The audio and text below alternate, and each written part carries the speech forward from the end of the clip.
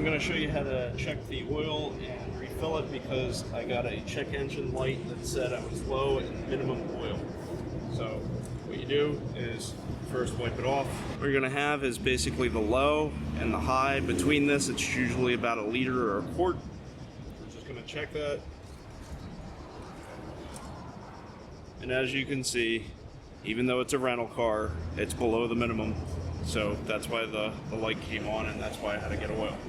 All right. The oil that you need, I'm using 0W20. If you want, you can get a funnel, makes it a little easier. Nice and hot. Carefully add it.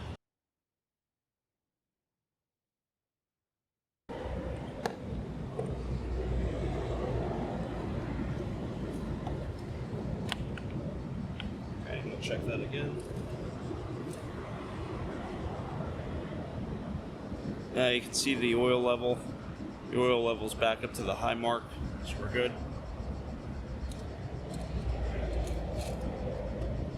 And you never know what you get when you get a rental car.